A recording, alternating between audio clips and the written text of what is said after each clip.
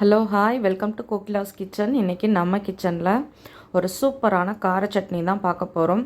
குழிப்பணியாரத்துக்கு இந்த சட்னி ரொம்ப டேஸ்ட்டாக இருக்கும். நம்ம இட்லி தோசை கூட வச்சு சாப்பிட்லாம், ஒன்றும் தப்பு கிடையாது. இருந்தாலும் குழிப்பணியாரத்தோடு சாப்பிடும்பொழுது இந்த சட்னியோட டேஸ்ட் ரொம்ப நல்லாயிருக்கும். அதுதான் இப்போ எப்படி செய்கிறதுன்னு பார்க்க போகிறோம். இப்போ அடுப்பில் வானல் வச்சுட்டு 1 ஸ்பூன் அளவு எண்ணெய் சேர்த்துக்கலாம். எண்ணெய் சூடானதும் நம்ம ஒரு 1/4 ஸ்பூன் அளவு சீரகம், 1/4 ஸ்பூன் அளவு தனியா, ரெண்டுத்தையும் கொஞ்சம் கொஞ்சமாக சேர்த்துக்கணும்.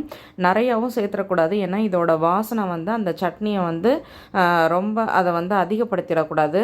லைட்டாக நம்ம இருக்கிற மாதிரி பார்த்துக்கணும். இப்போ அது நல்லா பொரிஞ்சதும் நம்ம கட் பண்ணி வச்சுருக்கோம் ஆனியனை இது கூட சேர்த்துக்கலாம். சும்மா ரஃப்பாக கட் பண்ணால் போதும்.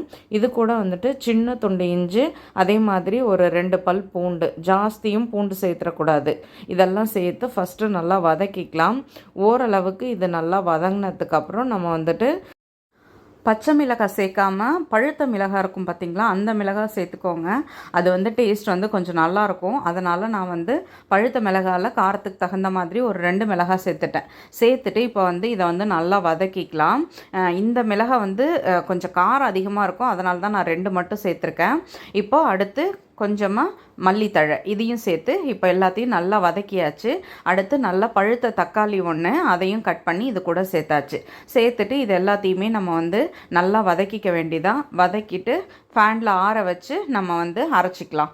இப்போது இதுக்கு தேவையான அளவு உப்பு சேர்த்துக்கலாம். உப்பெல்லாம் சேர்த்தாச்சு. சேர்த்ததுக்கப்புறம் நம்ம மிக்ஸி ஜாரில் அரைச்சி எடுத்துக்கலாம். இப்போ பாருங்கள், சட்னி ரெடி ஆகிடுச்சு. வழக்கமாக என்ன தாளிப்பு போடுவோமோ அதுதான். எண்ணெய் சேர்த்துட்டு கடுகு உளுத்தம் பருப்பு போட்டு கருவேப்பிலை இருந்ததுன்னா கருவேப்பிலையும் சேர்த்துக்கோங்க. சேர்த்துட்டு நம்ம சட்னியில் எடுத்து இதில் சேர்த்துக்க வேண்டியதான். இப்போது சட்னி ரெடி ஆகிடுச்சு. அடுத்து குழி பணியாரத்தோடு இந்த சட்னி வச்சு சாப்பிடும் பொழுது அவ்வளோ டேஸ்ட்டாக இருக்கும். ஆல்ரெடி நம்ம சேனலில் குழிப்பணியாரம் எப்படி ரெடி பண்ணுறதுன்னு சொல்லி நான் வீடியோ போட்டிருக்கேன். வேணும்னா அதை செக் பண்ணிக்கோங்க. அதனால தான் நான் இன்றைக்கி எப்படி இந்த மாவு ப்ரிப்பேர் பண்ணுறதுன்றதை நான் போடலை. இல்லைனா வீடியோ ரொம்ப லாங்காக போகும், அப்புறம் பார்க்குறவங்களுக்கும் ரொம்ப போர் அடிக்குன்றதுனால. இப்போது குழிப்பணியாரம் செய்யும் பொழுது நம்ம எண்ணெயில் இதை செய்கிறத விட நெய்யில் செஞ்சோம்னா இன்னுமே டேஸ்ட்டாக இருக்கும். இப்போது பணியாரம் ரெடி. இப்போ பாருங்கள், பணியாரம் ரெடி ஆகிடுச்சு. நம்ம பிளேட்டில் மாற்றி எடுத்துக்கலாம். சுட சுட சூப்பராக நம்மளோட குழிப்பணியாரம் கார சட்னி ரெடி ஆகிடுச்சு.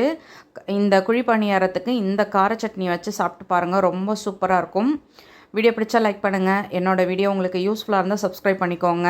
மறக்காமல் செஞ்சு பார்த்துட்டு உங்கள் கமெண்ட் சொல்லுங்கள். எங்களை மாதிரி சின்ன யூடியூபர்ஸை சப்போர்ட் பண்ணுங்கள்.